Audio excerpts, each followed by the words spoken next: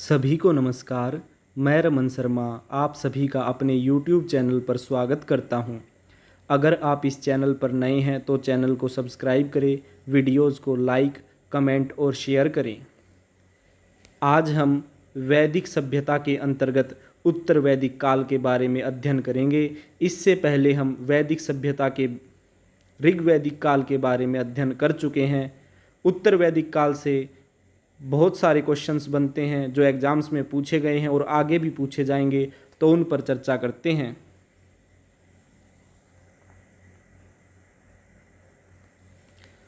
सबसे पहला क्वेश्चन बनता है, उत्तर वैदिक काल का सर्वमान्य समय क्या था? तो 1000 ईसा पूर्व से 600 ईसा पूर्व।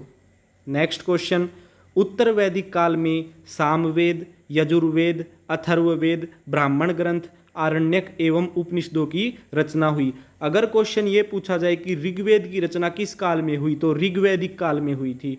और ये पूछा जाए कि सामवेद, यजुर्वेद, अथर्ववेद, ब्राह्मण ग्रंथ, आरण्यक एवं उपनिषदों की रचना कब हुई? उत्तर वैदिक काल में हुई। आगे बढ़ते हैं। वेदों की संख्या कितनी है? तो वेदों की संख्या 4 है। वेदांग की संख्या 6 है। पुराणों की संख्या 18 है और उपनिषदों की संख्या 108 है। मोस्ट इंपॉर्टेंट क्वेश्चन है, हर एग्जाम्स में कभी ना कभी पूछ लिया जाता है। नेक्स्ट क्वेश्चन, उत्तर वैदिक काल में आर्यों ने स्थायी जीवन जीना आरंभ किया। जो ऋग्वैदिक काल था उसमें आर्य अस्थायी जीवन व्यतीत करते थे। वो एक जगह से दूसरी जगह चले जाते थे कुछ समय बाद, लेकिन उत्तर वैदिक काल में आर्यों ने अपना एक स्थायी घर बना लिया। वे अपना जीवन यापन वहीं करने लगे। तो स्थायी जीवन जीना आरंभ उत्तर वैदिक काल में किया गया था आर्यों द्वारा।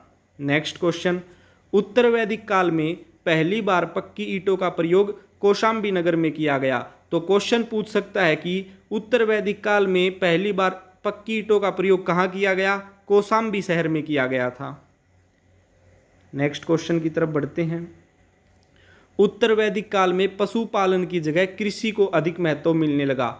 जो ऋग्वैदिक काल था उसके अंदर पशुपालन को अधिक तरजीह दी जाती थी, जबकि उत्तर वैदिक काल के अंदर कृषि को अधिक महत्व मिलने लगा था। इसी कारण जो आर्य थे उन्होंने उत्तर वैदिक काल में स्थायी जीवन जीना आरंभ किया था, क्योंकि पशुओं को पहले पालते थे और कृषि कम करते थे, इसलिए पशुओं को चराने के लिए एक जगह से दूसरी जगह वो जाते थे। और जब उन्होंने कृषि को ज़्यादा बढ़ावा दिया और पशुपालन को कम बढ़ावा दिया तो उन्होंने स्थायी जीवन जीना आरंभ किया। नेक्स्ट क्वेश्चन, उत्तर वैदिक आर्यों ने जिस क्षेत्र पर निवास किया उसे आर्यव्रत कहा गया। तो क्वेश्चन ये बनेगा कि ऋग्वैदिक काल में आर्यों ने जिस स्थान पर अपना निवास किया उसे क्या कहा गया? तो उसे सप्तसैंधव प्रदेश कहा गया था। और उत्तर वैदिक काल में आर्यों ने जिस जगह पर निवास किया उसे आर्याव्रत कहा गया था। नेक्स्ट क्वेश्चन, उत्तर वैदिक काल में महिलाओं की स्थिति में गिरावट दर्ज की गई। यानी ऋग्वैदिक काल के अंदर तो महिलाओं की जो स्थिति थी वो बहुत ही अच्छी थी, उन्हें सभा और समितियों में सम्मिलित होने का अधिकार था। लेकिन जैसे ही उत्तर वैदिक काल आया तो महिलाओं की स्थिति में गिरावट आने लगी और महिलाओं को सभा और समितियों में भाग लेना बंद करवा दिया गया। लेकिन महिलाएं इस समय में भी धार्मिक आयोजनों में भाग लेती थीं। नेक्स्ट क्वेश्चन की तरफ बढ़ते हैं। उत्तर वैदिक काल में महिलाओं को सभा की सदस्यता से वंचित कर दिया गया था। नेक्स्ट क्वेश्चन, उत्तर वैदिक काल में वर्ण भेद जन्म मूलक बन गया था। जो ऋग्वैदिक काल था उसके अंदर 4 वर्ण थे, ब्राह्मण, क्षत्रिय, वैश्य और शूद्र। ये चारों कर्म के आधार पे होते थे, जो जैसा कर्म करेगा उसका वर्ण या जाति वैसी ही होती थी। लेकिन उत्तर वैदिक काल में ये वर्ण भेद कर्म से संबंधित न होकर जन्म से संबंधित होने लगा। इसका अर्थात यह है कि ब्राह्मण का बेटा ब्राह्मण होने लगा, क्षत्रिय का बेटा क्षत्रिय होने लगा, वैश्य का बेटा वैश्य ही रहने लगा और शूद्र का बेटा शूद्र ही होने लगा। तो उत्तर वैदिक काल में जो वर्ण भेद था वो जन्म पर आधारित हो गया था। नेक्स्ट क्वेश्चन, उत्तर वैदिक काल में आर्यों का मुख्य व्यवसाय क्या था? तो उत्तर वैदिक काल में आर्यों का मुख्य व्यवसाय कृषि था। अगर ये पूछे कि ऋग्वैदिक काल में आर्यों का मुख्य व्यवसाय क्या था, तो उस समय पशुपालन था। नेक्स्ट क्वेश्चन, कृषि की 4 क्रियाओं जुताई, बुआई, कटाई तथा मंडाई का उल्लेख शतपथ ब्राह्मण में मिलता है। तो क्वेश्चन आपसे पूछ सकता है कि किस ग्रंथ में कृषि की सभी क्रियाओं का उल्लेख मिलता है तो शतपथ ब्राह्मण में मिलता है। नेक्स्ट क्वेश्चन, 24 बैलों द्वारा खींचे जाने वाले हलों का उल्लेख किस संहिता में मिलता है? तो काठक संहिता में मिलता है। नेक्स्ट क्वेश्चन की तरफ बढ़ते हैं। उत्तर वैदिक काल में हल को सिर और हल रेखा को सीता कहा जाता था। तो क्वेश्चन मोस्ट इंपॉर्टेंट है, काफी बार एग्जाम्स में पूछा जा चुका है। उत्तर वैदिक काल में हल को क्या कहा जाता था? सिर। और हल के द्वारा जो रेखा खींची जाती थी उस हल रेखा को क्या कहा जाता था? सीता। नेक्स्ट क्वेश्चन, उत्तर वैदिक काल में मिट्टी से बने बर्तनों को चित्रित धूसर मृद भांड कहा जाता है। नेक्स्ट क्वेश्चन, उत्तर वैदिक काल में राजा का पद वंशानुगत हो गया था। जैसा कि आप सभी जानते हैं, ऋग वैदिक काल में राजा का चयन सभा और समितियां करती थी, लेकिन उत्तर वैदिक काल में राजा का पद वंशानुगत यानी एक ही वंश से होने लगा था। जो राजा होता था उसका बेटा ही अगला राजा बनता था। नेक्स्ट क्वेश्चन, उत्तर वैदिक काल का सबसे महत्वपूर्ण देवता कौन था? प्रजापति था। लेकिन ऋग्वैदिक काल में सबसे महत्वपूर्ण देवता इंद्र था और उत्तर वैदिक काल में प्रजापति ने उसकी जगह ले ली थी। नेक्स्ट क्वेश्चन, शूद्रों का देवता कौन था? तो शूद्रों का देवता पूषण था। उत्तर वैदिक काल में शूद्रों का देवता पूषण और ऋग्वैदिक काल में पशुओं का देवता पूषण होता था। नेक्स्ट क्वेश्चन की तरफ बढ़ते हैं।